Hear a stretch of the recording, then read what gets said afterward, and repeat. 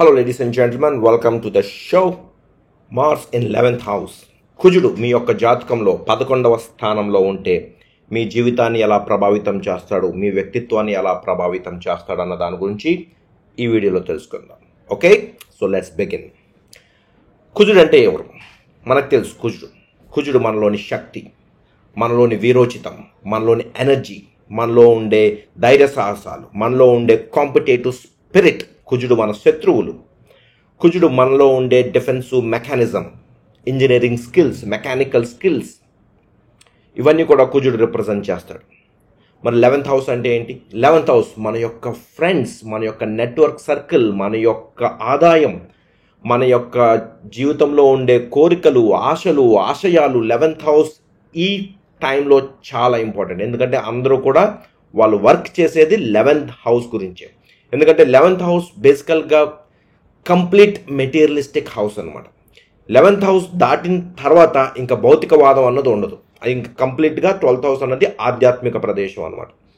So 11th house మన యొక్క ఆదాయాన్నే కాదు, మన యొక్క సోషల్ సర్కిల్ని, మన యొక్క ఫ్రెండ్స్ని, మన జీవితంలో ఆశలు, ఆశయాలు, కోరికలు అన్నీ కూడా 11th హౌస్లో రిప్రజెంట్ చేస్తుంది అనమాట.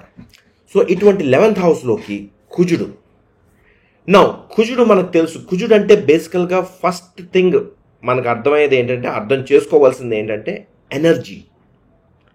సో ఎనర్జీ యొక్క తత్వం ఏంటి? ఎనర్జీ అంటే కూడా ఎప్పుడు కూడా ఇట్ గోస్ అవుట్. ఎనర్జీ ఎప్పుడు కూడా అది బయటకు పోతూ ఉంటుంది. సో 11th హౌస్ అన్నది బయటకు పోయే అంశం కాదు. 11th హౌస్ అన్నది లోపలికి తీసుకురావాలి. ఎందుకంటే ఆదాయం అన్నది ఎప్పుడు కూడా మనకి లోపలికి రావాలన్నమాట. సో 11th హౌస్లో కుజుడు ఉన్నప్పుడు ఆదాయం అన్నది ఒక చాలా ఫైటింగ్ లాగా అయిపోతుంది అనమాట.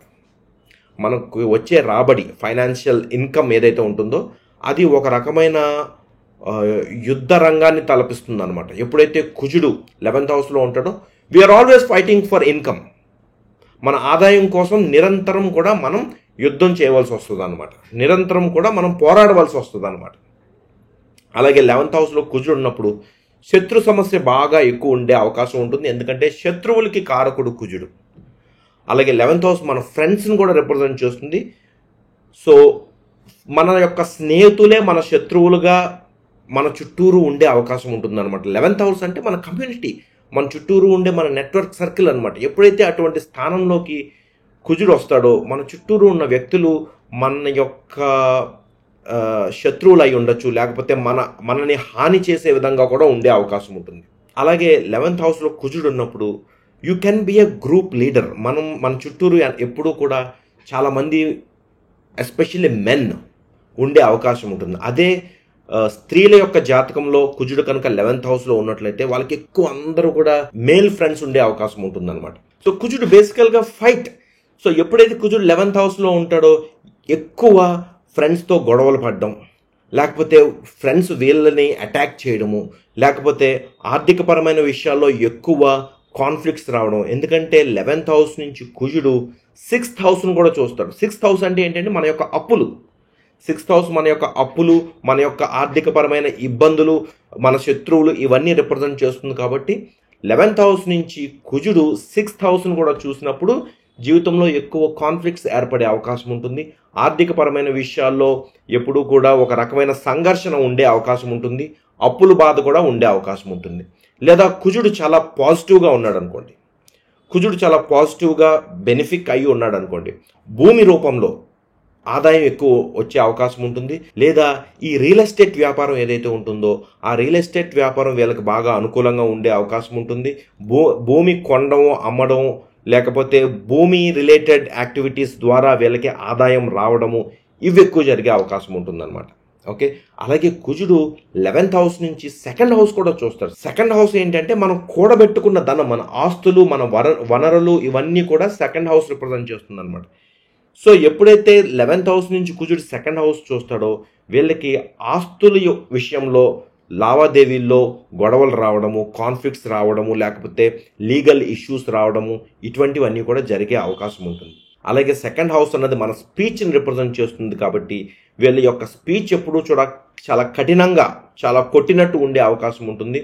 అలాగే 2nd హౌస్ మన ఈటింగ్ హ్యాబిట్స్ రిప్రజెంట్ చేస్తుంది. కాబట్టి వీళ్ళు ఎక్కువ మీట్ తినడం, లేకపోతే తాగుడుకి బానిసలు కావడం, ఈ రోజుల్లో అది పెద్ద విషయం ఏం కాదు. ఇవన్నీ కూడా జరిగే అవకాశాలు ఉంటాయన్నమాట. సో ఫ్రెండ్స్తో కలిసి ఎక్కువ డ్రింక్ చేయడము, పార్టీలకు వెళ్ళి అక్కడ బాగా డ్రింక్ చేయడము, లేకపోతే స్మోక్ చేయడం, ఇటువంటివన్నీ కూడా జరిగే అవకాశం ఉంటుందన్నమాట 11th హౌస్లో కుజుడు 2nd హౌస్ని చూసినప్పుడు.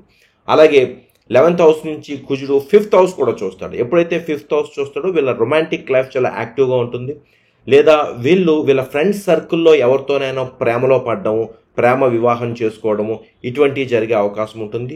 పిల్లలు చాలా ఎనర్జెటిక్గా ఉంటారు, పిల్లలు చాలా యాక్టివ్గా ఉండే అవకాశం ఉంటుంది. అలాగే 5th హౌస్ మన యొక్క ట్రేడింగ్ని, లేకపోతే స్టాక్ మార్కెట్స్, ఇటువంటివి కూడా స్పెక్యులేటివ్ బిజినెసెస్ అంటారు, వాటిని కూడా రిప్రజెంట్ చేస్తుంది. కాబట్టి వీళ్ళకి ఆదాయం అన్నది అక్కడి నుంచి కూడా వచ్చే అవకాశం ఉంటుందన్నమాట. ఏదైతే ఈ స్పెక్యులేటివ్ బిజినెసెస్ ఉంటాయో, ఈ trading, share market, real estate, కొని అమ్మడాలు, ఇటువంటివి కూడా వీళ్ళకి కలిసి వచ్చే అవకాశం ఉంటుంది.